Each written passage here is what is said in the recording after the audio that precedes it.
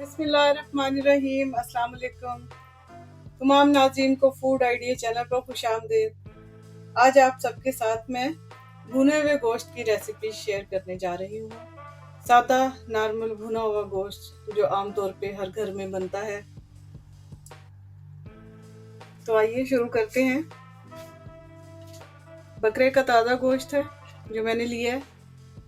इसके अंदर मैं डालूंगी प्याज और लहसुन, 2 प्याज और 5-6 जोड़ी लहसुन के, 2 टमाटर काट के मैंने इस तरह से इसके अंदर रख दिए हैं। 1 चम्मच भर के ये मैं अदरक का पेस्ट डाल रही हूँ। अमूमन वैसे मैं अदरक का पेस्ट जो है वो भूनते हुए डालती हूँ गोश्त में। पहले भी मैंने आपको बताया है शायद ये बात, उससे उसकी खुशबू बहुत अच्छी हो जाती है। तो आपकी मर्जी है, आप पहले डाल लें या बाद में डाल लें, लेकिन भूनते हुए अगर डालें तो उस वक्त ज़्यादा अच्छा रहता है।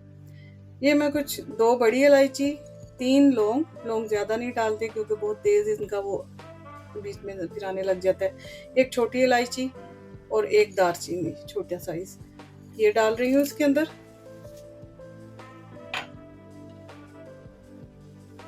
नमक हस्बे जायका, आप जितना इस्तेमाल करते हैं।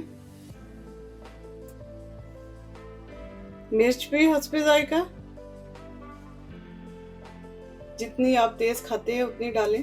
बाज़ लोग कम खाते हैं, बाज़ लोग तेज खाते हैं। हमारे घर में मिर्च ज़्यादा खाई जाती है, इसलिए मैं 1.5 चम्मच डाल रही हूँ।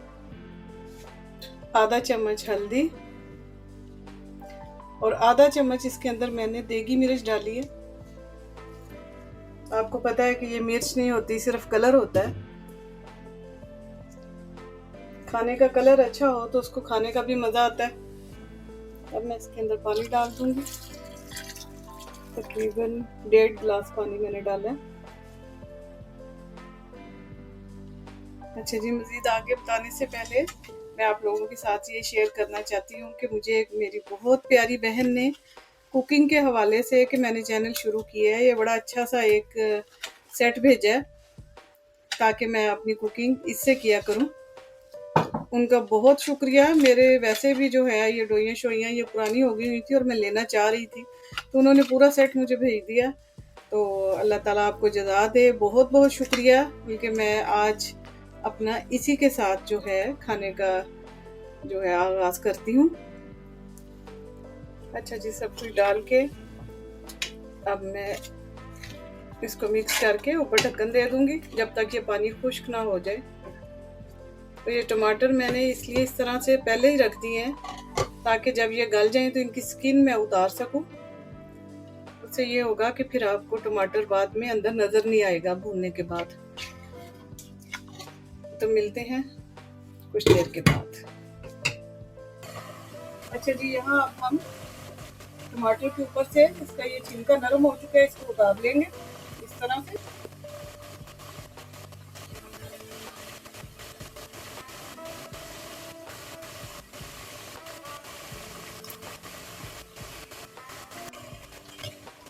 इसको अच्छी तरह से मिक्स कर दूंगी और टमाटर को थोड़ा थोड़ा चम्मच की मदद से इस तरह इसको मैश कर दूंगी ताकि पानी खुश्क होने पे बिल्कुल ही अंदर मिक्स हो जाए।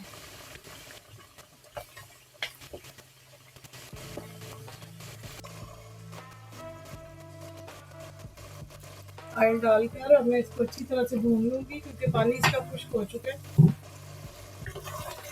तो बहुत अच्छी तरह से भूनना है। तो साथ साथ अगर आपको लहसुन या प्याज या टमाटर कहीं भी नज़र आए उसको इस चम्मच की मदद से इस तरह से दबा के उसको मैश करते जाना है। अच्छे सालन की सबसे बड़ी बात ये खूबसूरती ये होती है कि उसके अंदर जब आप खाने लगे तो आपको प्लेट में कहीं भी मसाला खड़ा हुआ नज़र ना आए। मेरी रेसिपी बहुत ही सादा और सिंपल होती है। सादा खाने, ये वाले खाने वो खाने हैं जो हर घर में हर औरत ही बना लेती है। और देखने वाले सोचते होंगे कि इसमें ऐसी क्या खास बात है जो ये बड़े रेसिपीज बना के लगा रही है।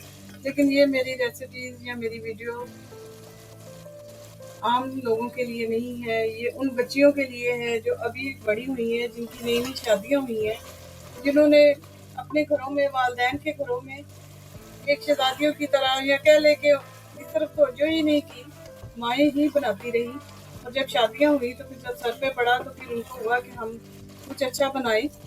تو اس لیے میں نے سوچا کہ یہ سادہ سادہ سی میں ریسیپیز کی ویڈیو بنا کے لگاؤں، تاکہ اگر وہ بچیاں جب ڈھونڈنے لگیں تو ان کو سادہ سی آسان سی سمجھ آ جائے جلدی.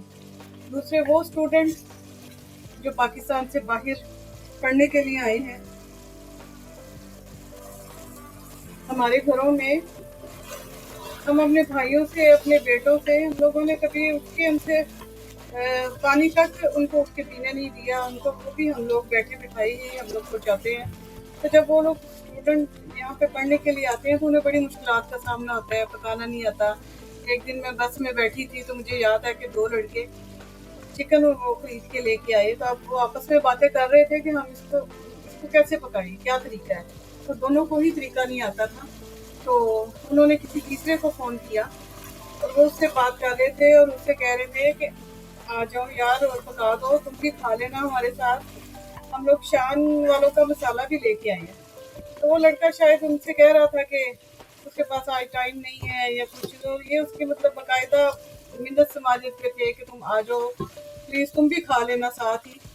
تو مجھے بڑا ہو رہا تھا، بڑا ترس سا بھی آیا، اور میں نے سوچا کہ میں ان کو طریقہ بتاؤں، لیکن جب تک میں ان سے بات کرنے کے لیے ابھی میں سوچ ہی رہی تھی کہ میں انہیں بتا دیتی ہوں، تب تک ان کا سٹاف آ گیا اور وہ اتر گیا. مجھے بڑا دکھ ہوا، بڑا ترس سا بھی آیا. تو اسی لیے میری یہ بہت سادہ آسان ریسیپیز ہیں جو ایسے بچے جن کو بالکل نہیں آتا وہ بڑی آسانی سے یہ سیکھ جائیں گے. جب بھول رہے ہو تو ساتھ ساتھ ہلکا سا پانی کا چھینٹا بھی دیتے رہنا چاہیے تاکہ گوشت مجھ سے لگے نا. اور سائڈوں سے اس طرح لیچی کو بھی صاف کرتے رہنا چاہیے.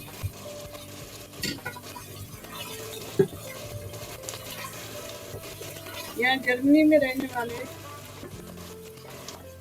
جب بھی گوشت خریدے کوشش کرے کہ نر کا گوشت لیں، کیونکہ مادہ کے گوشت میں جو ہوتا ہے بہت زیادہ اسمیل ہوتی ہے، تو جو نر ہوتا ہے اس کی اسمیل جلدی ختم ہو جاتی ہے. آپ لوگ جب بھی گوشت لینے جائیں تو وہاں سے دیکھ لیں کہ جرمنی میں رہنے والوں کو خاص طور پہ، میں تو یہاں رہتی ہوں اس لیے یہیں پہ جو ہے وہ بتاؤں گی. دوسرے ملکوں کا ان کے اپنے حساب ہے، آپ پوچھیں ان سے کہ ویبلش ہے یا مینلش ہے. تو نر کا گوشت میں، نر کے گوشت میں اسمیل کم ہوتی ہے. اچھی طرح سے بھون چکا ہے. اب اس کے اندر میں نے آدھا ٹی اسپون زیرہ پاؤڈر اور آدھا ٹی اسپون دھنیا پاؤڈر اور تھوڑی سی کالی مرچ ڈال دیا. اینڈ پر آ کر یہ مسالے ڈالو تو خوشبو اندر بڑی اچھی سی آتی ہے. اب یہاں میں اس کے اندر دہی شامل ڈال دوں گی. دہی کو میں نے اچھی طرح سے پھینٹ لیا تھا. اگر آپ ڈائریکٹ ڈال دیں گے تو وہ ایسے پھٹکیاں سی بن جائیں گی. اگر آپ اس کو تھوڑا سا پھینٹ کے تو پھر ڈالیں گے تو پھر وہ بڑی اچھی طرح سے اندر مکس ہو جائے گی.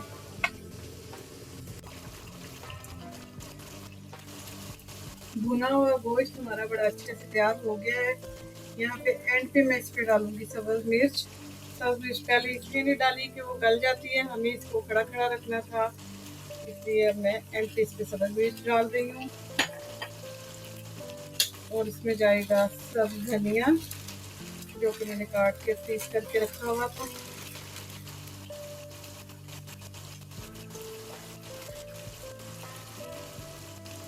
تو گوشت ہمارا تیار ہے، بھنا ہوا مزیدار سا گوشت، بہت اچھی خوشبو آ رہی ہے، آپ دیکھ سکتے ہیں.